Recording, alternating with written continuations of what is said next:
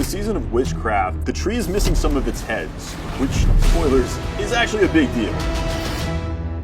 Someone has stolen heads from the Tree of Whispers, and it is the Wanderer's role to discover the mystery behind who is taking the heads and to what end. As you progress through the storyline, you work with the Coven, and in exchange for your help, they will give you their own powers, and then you can utilize these powers in Season of Witchcraft.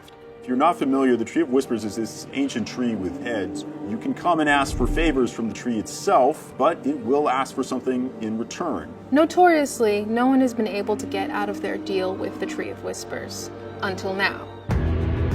Who is it that's been freeing these heads from the Tree of Whispers? And what are the fugitive heads themselves trying to accomplish now that they're free from the tree?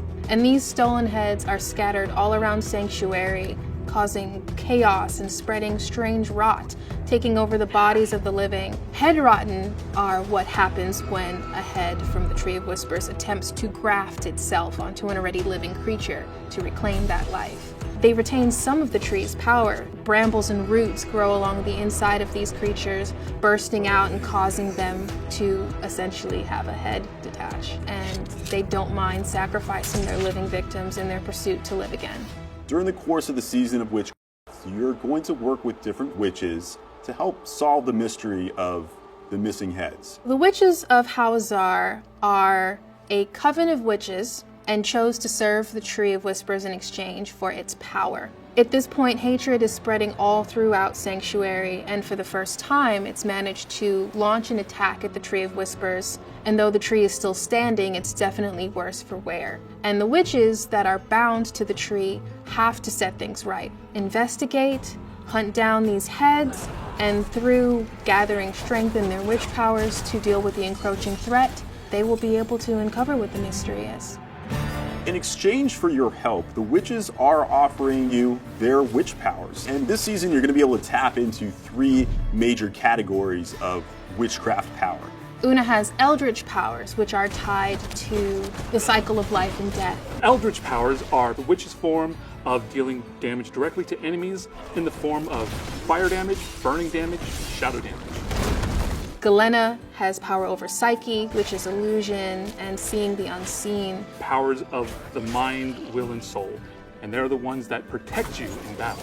Growth and decay powers are powers of the swamp. Caden deals with the body, disease and poultices, familiars. They're the ones that decay your enemies and heal you in battle. So you might be going for a fire sorceress, for example, and decide that you want to have ancient mystical frogs helping you in some way. These are going to be things that you're going to play with to get new levels of power and unique builds that really are special to just this season. Every class can use every power for every build. There is also lost witchcraft power that can be found while you're adventuring.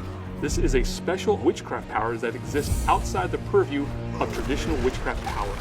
So as players progress through the storyline and they complete Whispers, they will earn a seasonal currency. This seasonal currency is used to, 1, purchase witch powers, and also upgrade your witchcraft powers. An example of an eldritch power would be a new power, Doom Orb, an ominous orb of pure eldritch energy that circles you and burns enemies with fire damage. Doom Orb gets stronger as you slay enemies and will eventually explode. Doom Orb will also launch itself at enemies if no enemies are near you. So we do have some returning fan favorites coming back in Season of Witchcraft. Players who are fans of our franchise will remember some of these powers are from Diablo 3, specifically the Witch Doctor. Fire Bats is returning from Diablo 3. Those who have played the Witch Doctor also remember the Hex skill, the Toad of Hugeness. However, it's been reimagined for Diablo 4 and Season of Witchcraft. This is the Poison Frog Servant. I just think it's adorable, and I want to have a murderous pet frog follow me through Sanctuary. Of all the witchcraft powers, something tells me that players are probably going to be the most excited about Piranha. It's effectively a whirlwind of water and chomping piranhas that will just shred your enemies to pieces. And yes, it does pull enemies towards it. So players will be unlocking and upgrading their various witchcraft powers through performing headhunts. You're going to see that there's an area in the world where the Tree of Whispers has detected fugitive heads. The head rotten are there. You need to go hunt them down. When they interact with other monsters in the world of Best case scenario, they horrifically corrupt that monster to become a new headless form of itself. Worst case, they actually affix themselves to a monster and become a new boss-like entity that has this ancient rotting head on top of this now puppeteered body. There is a horror in them, a sort of Frankenstein-esque monster. So they have more humanoid traits, but even stronger powers. Like flaming swords they're going to be throwing at you, or they might be using poison axes that are hurled your way, or even shadow spears that tear up the ground. So these are going to be some new encounters that you've never seen before. As you perform various whispers in the area, hopefully you see briars out in the world. These are going to indicate that there's a head rotten there. If you manage to successfully take down one of the head rotten and claim a fugitive head, this can be returned to the witches at the Tree of Whispers, and you're going to get special seasonal sockables as a reward. On top of that, there will be some new whispers out there. You might have a chance to help a bewitched frog, or there might be a lost wisp that needs to find its way home. As you engage in these whispers, you're going to get reputation with the witches, as well as seasonal currency that you can use to unlock and upgrade your witch powers. So we've seen a lot of great feedback from our players on what are the various features that they most want to see in Diablo 4 to make our game even better.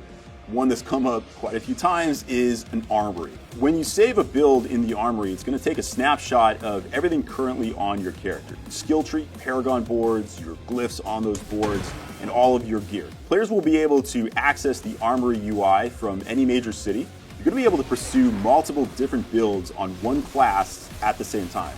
This can be pretty cool when leveling up, but it's especially fun once you get into the end game. At that point, whenever you find a cool item that, oh man, this is really strong, but not for the build I'm running right now, oh, but you can still use it. You can still save out separate sets and try to pursue getting really powerful setups of very different versions of your class at the same time. I am excited of what it could feel like to constantly be swapping between these different builds and seeing which one is the most powerful. I'm excited for people to just immerse themselves in the season. Me personally, I'm very likely going to be running a companion druid build with the grow power to have a giant werewolf army. Hell yes. We have a quest line that is different and emotionally gut-wrenching. New witch powers, fugitive heads, new whispers. Really interesting bosses that have unique attack patterns. Uniques, legendaries, and new runes for Vessel of Hatred players. There's a lot to try out here, some builds that have never been present before. I'm excited to see what players do with it.